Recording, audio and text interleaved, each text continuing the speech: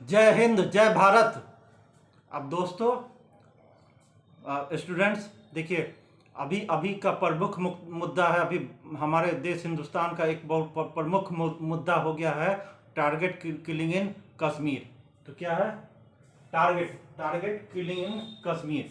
कश्मीर में जो target killing हो रहा है उस पर हम लोग अभी चर्चा करने जा रहे हैं, जो बहुत ही भयावह स्थिति है। कहाँ? कश्मीर में, जम्मू एंड कश्मीर में बहुत ही भयावह स्थिति बन गई है। उसमें क्या हो रहा है? Target killing. तो इसमें टारगेट किलिंग में हाइब्रिड आतंकवादी का यूज हो रहा है। तो हाइब्रिड आतंकवादी ये सब क्या होता है? तो हाइब्रिड आतंकवादी का मतलब होता है कि ऐसा आतंकवादी जिसका कोई है ना सो आपराधिक रिकॉर्ड नहीं है, यानी कि ऐसा व्यक्ति जिसका कोई आपराधिक रिकॉर्ड नहीं है, उसको क्या क्या करता है कि पाकिस्तान है ना सो अपना आतंकवादी चुन लेता है। माने कि ऐसा व्यक्ति जिसका कोई आपराधिक रिकॉर्ड रहा नहीं, उसको है ना सो है ना बंदूक ये सब दे देता है, बंदूक पिस्तौल ये सब दे देता है, बोलता है कि तुम इस ये हिंदू या कश्मीरी पंडित का हत्या कर दो, जिससे ना वहाँ का पूरा पुलिस प्रशासन ये सब सख्ते में है।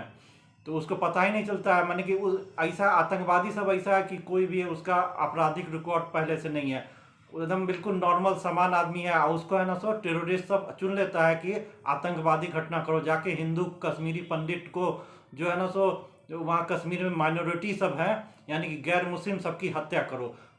ऐसे आतंकवादी लोग का कोई टारगेटेड किलिंग नहीं होता है। वो अपना है ना घटना को अंजाम देते हैं, किसी का हत्या करते हैं, फिर समान रूप से अपना है ना भीड़ में खो जाते हैं, समान जिंदगी जीने लगते हैं। पहले से उनका कोई आपराधिक रिकॉर्ड तो रहता नहीं है, इसीलिए पुलिस को या वहाँ की सेना को छानबीन करने में बहुत मुश्किल होता है। तो ये टारगेटिंग किलिंग कहाँ हो रहा है? जम्मू कश्मीर में। तो इस देखिए, ये तो इस टारगेटिंग किलिंग जो हो रहा है, तो इसका सबसे बड़ा किस लिए कर रहा है? ये पाकिस्तान या वहाँ का ना आतंकवादी अलगावादी ये सब कश्मीर का ये टारगेट किलिंग किस लिए कर रहा है? हिंदू को, कश्मीरी पंडित को, जो वहाँ के नॉन मुस्लिम सब है, उन सब का टारगेटेड किलिंग करो। तो इसके लिए सबसे बड़ा कारण ये यही है कि जो हमारा ये भारत सरकार है, प्रधानमंत्री नरेंद्र मोदी, उनका जो बीजेपी का गवर्नमेंट है, ये है ना सो 5 अगस्त 2019 को, यानी कि 5 अगस्त 2019 को वहाँ से पाकिस्तान में क्या हुआ? आर्टिकल धारा 370 को ख़त्म कर दिया। अब जब धारा 370 जब कश्मीर में अब रहा नहीं, तो उसके बाद है ना ये केंद्र सरकार ने है ना ये एक फैसला लिया कि ये जो जम्मू एंड कश्मीर है, खास करके कश्मीर घाटी है, उसका पूरा डेमोग्राफी हम चेंज कर दें। अब भारत सरकार का ये फैसला है कि पूरा ये जो खास करके जो कश्मीर घाटी है, जहाँ मुस्लिम बहुल क्षेत्र है, यहाँ पर मुस्लिम आबादी सबसे ज़्यादा है, तो इस ये जो है ना सो मुस्लिम बहुल जो आबादी है, क्षेत्र है, इसका पूरा डेमोग्राफी है ना चेंज कर दें। तो इसमें ना चेंज करने के लिए क्या है, भारत सरकार ने एक कदम उठाया है कि वहाँ पर डेमोग्राफी चेंज करने का मतलब है कि ये सर्वे हुआ कि उसमें है ना सो वो कश्मीर में किस धर्म के लोग हैं ना सो की संख्या कितने हैं।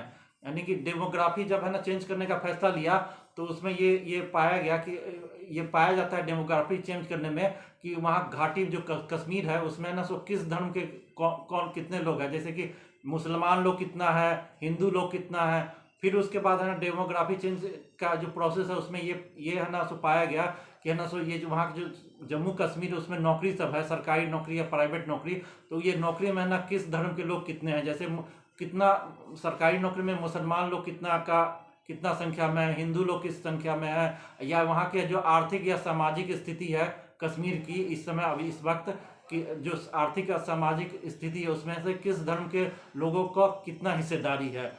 तो मान लीजिए, तो अभी जो स्थिति ऐसा बन चुका है कि वहाँ पर जो खासकर कश्मीर घाटी है, उसमें मुस्लिम बहुल हो गया है। वहाँ पर संपत्ति या है ना सो संपत्ति पर है ना या सरकारी नौकरी ये सब में ज़्यादातर मुसलमानों का ही संख्या एकाधिकार हो गया है। वहाँ पर तो कश्मीर में है ना सो कश्मीरी पंडित हिंदुओं को मार के भगा दिया गया। अब है ना भारत सरकार चाह रही है कि ये है ना डेमोग्राफी है ना कश्मीर का चेंज करें, तो इसीलिए धारा आर्टिकल जो 370 था वहाँ से हटा दिया। अब आर्टिकल धारा 370 हटने के बाद अब है ना धीरे धीरे वहाँ का डेमोग्राफी भारत सरकार चेंज करना शुरू कर दिया। अब धारा 370 पहले जो कश्मीर में है ना आर्टिकल धारा 370 लागू था, तो जब आर्टिकल 370 वहाँ लागू था, तो उसमें क्या था कि कोई भी भारत का नागरिक कश्मीर में जाके अपना घर नहीं बना सकता, वहाँ पर ज़मीन नहीं खरीद सकता है। सिर्फ कश्मीर का ही जो नागरिक है वो कश्मीर में अपना घर बना सकता है और मकान से घर मकान ये सब बना सकता है। लेकिन भारत का जैसे कोई बिहार है या उत्तर प्रदेश का आदमी कोई भी जाके है ना सो कश्मीर में है ना सो जमीन घर नहीं बना सकता था। अच्छा वहाँ पर है ना सो कोई भी है ना भारत के किसी भी स्टेट का आदमी है ना वहाँ जब जम्मू कश्मीर में कोई अगर वैकेंसी निकलता है सरकारी नौकरी का तो उसके लिए आवेदन नहीं कर सकता था। माने कि ये सब चीज़ कब है, जब धारा 370 नहीं हटी थी। जब वहाँ पर कश्मीर में धारा 370 लागू था तो उस समय ये व्यवस्था थी कि पूरे भारत का किसी भी राज्य का नागरिक वहाँ पर सरकारी नौकरी के लिए आवेदन नहीं कर सकता है। वहाँ पर है ना रिजर्वेशन लागू नहीं होता है कश्मीर में। यानी कि वहाँ पर है ना सो schedule caste, schedule tribe, OBC, अति पिछड़ा जाति ये सबको वो कश्मीर में है ना सो आरक्षण नहीं मिलता था। आरक्षण नहीं मिलता था। यही नहीं, अगर कश्मीर की कोई है ना लड़की है वो अपने मर्जी से अगर किसी दूसरे राज्य के स्टेट के आदमी से अगर शादी कर ले तो अगर कर लेगी तो फिर है ना उसका जो संपत्ति है ना माता पिता की संपत्ति में उसका है ना उसको कोई हक नहीं मिलेगा। अब माने कि ऐसा ये आर्टिकल 370 का मतलब समझिए ये था कि अगर कोई भी कश्मीर की लड़की अगर किसी दूसरे स्टेट माने कि है ना सो पंजाब के किसी लड़के से शादी कर लेगी तो उसका है ना जो अपने पैतृक संपत्ति में उसको कोई भी फूटी कौड़ी नहीं मिलेगा। इसीलिए है ना अगर उसको अगर पैतृक संपत्ति में हिस्सेदारी चाहिए तो कश्मीरी के किसी है ना युवक या लड़के से उसको शादी करना पड़ेगा। कोई भी भारत का नागरिक है ना वहाँ पर सरकारी नौकरी सब में के लिए आवेदन नहीं कर सकता है। जैसे अगर कोई बिहार का बिहारी चाहे कि कश्मीर में जाके हम नौकरी के लिए आवेदन करें तो ये हम नहीं कर सकते। ये था आर्टिकल 370 का मतलब। कोई ना घर खरीद सकता है, ना जमीन, ना मकान, ना वहाँ पर जाके ये था। लेकिन अब है ना सो 5 अगस्त 2019 के वहाँ पर आर्टिकल धारा 370 हट गया तो उसका केंद्र सरकार वहाँ की डेमोग्राफी अब चेंज करना शुरू कर दिया। तो इसलिए जब आर्टिकल धारा 370 हट गया तो अब वहाँ पर है ना कोई भी भारत का नागरिक जाके जमीन खरीद सकता है, घर खरीद सकता है, मकान बना सकता है। वहाँ सरकारी नौकरी के लिए अब है ना तो सरकारी नौकरी के लिए वहाँ पर कोई भी आना आवेदन कर सकता है। जैसे पटना का कोई लड़का अब कश्मीर में कोई वैकेंसी निकलेगा वहाँ पर स्टेट पब्लिक सर्विस कमीशन ये सब का जो एग्ज़ाम होगा तो उसके लिए अब आवेदन का कि अब तो 370 लागू हुआ है नहीं तो अब कोई भी है ना भारत का किसी तमिलनाडु हो या आंध्र प्रदेश हो या बिहार हो, पंजाब हो या हिमाचल प्रदेश, अब कोई भी किसी का युवक है ना बेरोजगार युवक वहाँ पर अगर वैकेंसी निकलता है तो वहाँ पर जाके अपना रोजगार के लिए है ना सो आवेदन कर सकता है। वहाँ की अब कोई भी लड़की है ना सो अगर है ना किसी दूसरे राज्य के लड़के से स्टेट के लड़के से अगर शादी करेगी तो भी अब उसको अपने माँ बाप के पैतृक संपत्ति में हक यानी कि माँ बाप के पैतृक संपत्ति में अब उसको भी हक मिलेगा। पहले तो था 370 तो अगर किसी दूसरे स्टेट के लड़के से शादी कर ले तो पैतृक संपत्ति में उसको कोई हिस्सेदारी नहीं मिलेगा। अब हट गया 370 तो अब कोई भी वहाँ की लड़की है ना मान ली कि अगर पंजाब के लड़के से शादी कर ले फिर भी उसको अपने माँ बाप के पैतृक संपत्ति में अब हिस्सेदारी मिलेगा। तो ये सब जब हुआ तो ये आतंकवादी अलगावादी पाकिस्तान में बैठे जो लोग हैं आतंकवादी सब है या अलगावादी सब है उसको भय लगा कि अब ये कश्मीर है तो मुस्लिम बहुल इलाका है, अब यहाँ पूरे हिंदुस्तान का हिंदू लोग आके घर बना लेगा, मकान बना लेगा, यहाँ नौकरी करने लेगा, यहाँ पर होटल खोल लेगा, है ना। दूसरे स्टेट का आदमी सब आ जाएगा तो धीरे धीरे यहाँ कश्मीर का डेमोग्राफी चेंज होगा। ये मुस्लिम बहुल है तो धीरे धीरे क्या होगा ये है ना सो हिंदू बहुल हो जाएगा। यहाँ हिंदू लोग आके ना घर बना लेगा, बिजनेस करेगा, मकान बना लेगा, नौकरी करेगा। तो ये है ना जो कश्मीर है ना मुस्लिम घाटी खास करके घाटी जो मुस्लिम बहुल है ये अब धीरे धीरे कुछ दिन के बाद ये हिंदू बहुल हो जाएगा। तो ये अलगाववादी है वहाँ के आतंकवादी टेररिस्ट लोग ये नहीं पसंद करते हैं, चाहते हैं कि ये कश्मीर है ना सो हिंदू बहुल बने।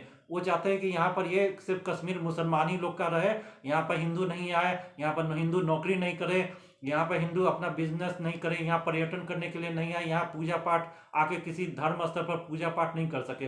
ये आतंकवादी वहाँ के अलगाववादी ये सब का यही है प्लान कि है ना सो इसीलिए जब कश्मीर का डेमोग्राफी जब चेंज होने लगा तो वो है ना टारगेटेड किलिंग पर आ गए। अब है ना तो वो किसी भी ऐसे है ना आतंकवादी सब क्या करते हैं वहाँ का जो है ना अलगाववादी सब एक ऐसा युवक जिसका कोई आपराधिक रिकॉर्ड नहीं है उसको चुपके से बोल देते हैं, बंदूक ही सब देते हैं कि जाके फलाना जगह पर वो जो है ना बिहारी युवक जो यहाँ पर रोजगार के लिए आया उसको मारो। कोई अभी देखिए कुलगांव में बैंक मैनेजर विजय कुमार थे, कहाँ राजस्थान के रहने वाले थे, हिंदू थे और बैंक मैनेजर थे कुलगांव में, राजस्थान के रहने वाले थे, वहाँ नौकरी करने गए तो उसका अभी है ना कुलगांव में है ना हत्या कर दिया गया। तो ये टारगेटिंग किलिंग किया गया, इसलिए कि वो है ना राजस्थान का कोई आदमी जाके वहाँ पर नौकरी कर रहा है, इसलिए आतंकवादी लोग उसका है ना हत्या कर दिया, टारगेट किलिंग किया। इसलिए एक और है ना सो कश्मीरी पंडित थी, रजनीवाला टीचर थी, उनका भी अभी हत्या किया है। तो ये है ना ये है ना सो ये टारगेटेड किलिंग के तहत है ना सो रजनीवाला का टीचर जी जो थी उनका भी हत्या किया। फिर राहुल भट्ट जो है ना पीएम पैकेज योजना के तहत वहाँ कश्मीर घाटी में इनको नौकरी मिला था, तो फिर उसका भी आतंकवादी लोग राहुल भट्ट का भी हत्या कर दिया। फिर आमरीन भट्ट थी जो है कि है ना टिकटॉक स्टार थी बहुत फेमस, तो उसका भी है ना टारगेटेड किलिंग के तहत है ना सो कुलगाम में आतंकवादी सब है ना सो हत्या कर दिया गया। तो इसमें इस सब हत्या में है ना ऐसा आतंकवादी सब को यूज किया है जिसका कोई आपराधिक रिकॉर्ड नहीं है, और उसको है ना सो वो हत्या को अंजाम दे के है ना भीड़ में खो जाता है, अपना जीवन जीने लगता है। तो इसको खोजने में है ना ये सेना को या पुलिस को बहुत ही मुश्किल होता है कि इसका तो पहले से कोई आपराधिक रिकॉर्ड नहीं होता है। तो यही इसीलिए टारगेटेड किलिंग ये हो रहा है कश्मीर में। अब ये भारत सरकार उसका तो डेमोग्राफी चेंज करना चाहती है, तो सही है, कश्मीर में कोई भी जाके वहाँ पर रहे, खाए पिए, शादी करे, होटल करे अपना, ये तो पूरा भारत का अंग है। जो कि पाकिस्तानी आतंकवादी अलगावादी ये सब नहीं चाहता, चाहता है कि कश्मीर मुस्लिम बहुल रहे। हम लोग चाहते हैं कि ये यहाँ पर सब कोई रहे, हिंदू रहे, मुस्लिम रहे, सब कोई अपना अमन चैन से रहे। तो ये वो आतंकवादी लोग है ना ये घबरा के जब है ना कश्मीर में है ना सो निवेश होने लगा, धारा 370 हटने के बाद कश्मीर में जब निवेश आने लगा, वहाँ पर विकास होने लगा, यहाँ तक कि अरब देश का भी है ना कुछ अरब देश भी है ना पैसा भेजा वहाँ पर निवेश करने के लिए, यानी अरब देश से भी है ना सो निवेश वहाँ कश्मीर में आने लगा, वहाँ का पर्यटन भरने लगा, एयरपोर्ट ये सब है ना सो पर्यटकों से भरने लगा। तो ये सब को देख के वहाँ का अलगावादी आतंकवादी जो है ना मुस्लिम कट्टरपंथी है ये सब है ना डर गया, भयभीत हो गया, है ना परेशान होने लगा कि अब तो यहाँ पर हिंदू लोग घर बना लेगा, नौकरी में आ जाएगा, उस संपत्ति पर खेती पर कब्जा कर लेगा। तो ये जो मुस्लिम बहुल जो कश्मीर क्षेत्र ये हिंदू बहुल हो जाएगा, फिर हम लोग का रहना मुस्लिम करेगा। तो हिंदुओं को भयभीत करने के लिए ये सब टारगेटेड किलिंग कर रहा है। आईसी के तहत है ना सो ये खाली हिंदुओं को निशाना बना रहा है, कश्मीरी पंडितों का। तो इस पर है ना बहुत हाई लेवल मीटिंग अभी है ना गृह मंत्री किए हैं NSA अजीत डाभोल के साथ। फिर इसमें रॉ चीफ भी थे और है ना वह लेफ्टिनेंट गवर्नर जो है कश्मीर के वो भी इसमें शामिल थे। अब सबका ये फैसला लिया है कि अब जो भी करेगा उसको बुरी तरह मारा जाएगा, और वहाँ जम्मू कश्मीर की पुलिसिंग को भी बहुत ही काफ़ी मजबूत किया जाएगा। अभी तक वहाँ है ना कश्मीर का ये जो समस्या है उसमें ज़्यादातर सेना का ही हस्तक्षेप रहता है, लेकिन अभी फैसला लिया गया है कि जम्मू कश्मीर में जो पुलिसिंग को भी बहुत मजबूत किया जाएगा, सेना भी रहेगी और पुलिस को भी बहुत, पुलिस तंत्र को काफ़ी मजबूत करके ये जो टारगेटेड किलिंग हो रहा है, जो है ना सो निर्दोष हिंदुओं पर का जो हत्या आतंकवादी लोग कर रहा है उसको है ना उस पर कड़ा कदम उठा के इसको बंद करेगा। तो ये धीरे धीरे अब समान होगा, घबराने का बात नहीं है। जय हिंद, जय भारत।